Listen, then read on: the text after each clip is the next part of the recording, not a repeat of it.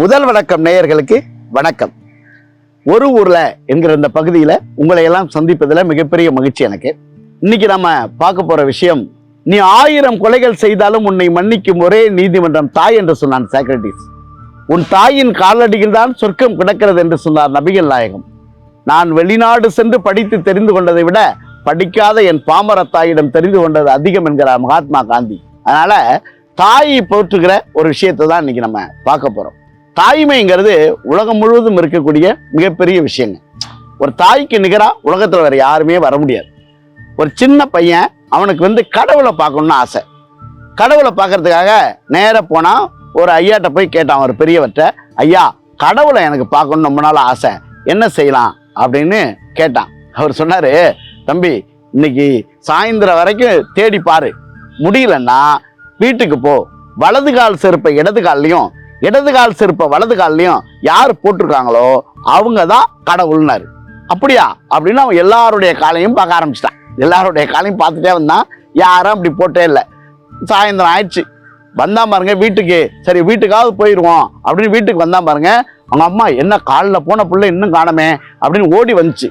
ஓடி வந்தா அதோடைய காலில் பார்த்தா வலது கால் செருப்பு இடது கால்லையும் இடது கால் செருப்பு வலது கால்லையும் போட்டுச்சான். அப்பதான் நினைச்சாலாம், தாய் தான் உண்மையான கடவுள், நம்ம கூட இருக்கிற சாமி அப்படின்னு அந்த சிறுவன் நினைச்சான் அப்படின்னு ஒரு கதை ஒன்று சொல்லுவாங்க. எப்பவுமே தாயை போற்றுகிற நாடு தான் மிகச்சிறந்த நாடு. வாழ்க்கையில் நீங்க நினைச்சு பாருங்க, நிறைய பேரை நம்ம இப்படி கிராஸ் பண்ணுவோம் சார். உலகம் முழுதும் நிறைய பெண்களை நம்ம கிராஸ் பண்ணுவோம். ஆனா அவர்கள்லாம் நம்முடைய அம்மாவா பார்க்கறதா நம்முடைய தேசத்தில் மிகப்பெரிய விஷயமே.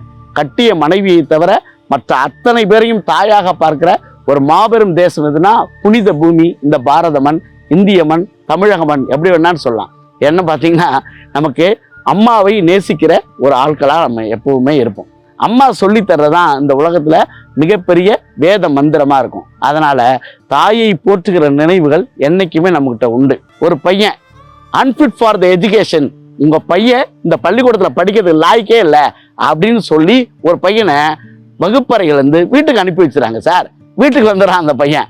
ஆனா அந்த அம்மா சொல்லுது, இல்லடா நீ மிகச்சிறந்த மாணவன், நீ மிகச்சிறந்த கண்டுபிடிப்புகளை உருவாக்குவாய் அப்படின்னு சொல்லி வளர்க்குது. அந்த பையன்தான் பிற்காலத்துல எதிர்காலத்துல 2000க்கு மேற்பட்ட கண்டுபிடிப்புகளை கண்டுபிடித்த அற்புதமான தாமஸ் ஆல்வா எடிசன். ஏன்னா எப்பயுமே தாய் தான் ஒரு குழந்தையை போற்றி பாராட்டி வளர்ப்பாங்க இல்லைங்களா. ஒரு அம்மா குழந்தைய ரசிக்கிற மாதிரி உலகத்துல யாருமே ரசிக்க முடியாது சார். ஒரு அம்மா சொல்லிட்டான், என் புள்ள இருக்கானே ஒரு தீப்பெட்டி வாங்கிட்டு வர சொன்னா கூட எத்தனை தீக்குச்சி இருக்குன்னு எண்ணி பார்த்தாண்டு வாங்கிட்டு வருவான். அதுக்கு இன்னொரு அம்மா சொல்லிருக்கு, பொடி போக்கத்தவளை என் புள்ள இருக்கானே அதுல எத்தனை எரியுதுன்னு கொளுத்தி பார்த்தாண்டு வாங்கிட்டு வருவான். கொளுத்து பார்த்து வேண்டியது அதுக்கு பேர் தீப்பெட்டியா? ஆனா அதை கூட ரசிக்கிற ஆற்றல் யாருக்கு இருக்குன்னா தாய்க்கு உண்டு. தாய் எப்பவுமே தன்னுடைய குழந்தைகளை, ஒரு வீட்டுல 20 முறுக்கு செய்யறாங்கன்னு வச்சுங்களேன், அதுல ஒரு 3 முறுக்கு எடுத்து அந்த அம்மா பத்திரமா வச்சிருக்கும். இந்த சின்ன பையன் வருவான்னு தெரியும். இந்த சின்ன பையன் வந்தேன், அம்மா முறுக்கு இருக்கே அப்படின்னு கேட்பான். ஏன்னா நீ சாப்பிடலையா? அப்ப சாப்பிட்டது அப்படின்னா இப்ப வேணும்னு அர்த்தம். தனக்கென்று வைத்திருக்கிறதை கூட எடுத்து அவன் கையில கொடுத்து அவனை சாப்பிட வைத்து அழகு பார்க்கிற ஒரே உயிரினம் தாயை தவிர உலகத்துல வேற யாருமே கிடையாது. அதனாலதான் கண்ணதாசன் சொன்னாரு, உள்ளே உயிர் வளர்த்து உதரத்தால் பால் கொடுத்து அள்ளியிடும் போதெல்லாம் அன்பையை சேர்த்தழைத்து தொல்லை தமக்கென்றும் சுகமெல்லாம் பிறர்க்கென்றும் சொல்லாமல் சொல்லிவிடும் தேவதையின் கோயில் அது. பண்பு தெரியாத மிருகம் பிறந்தாலும் பால் தரும் கருணை அது. பசித்த முகம் பார்த்து பதறும் இலை பார்த்து பழம் தரும் சோலை அது. இருக்கும் பிடிசூறு தனக்கென எண்ணாமல் கொடுக்கின்ற கோயில் அது. அது தூய்மை, அது நேர்மை, அது வாய்மை, உலகத்தில் சிறந்தது தாய்மை, அதை ஒப்புக்கொள்வதே நேர்மைன்னு கண்ணதாசன் சொன்னாரு.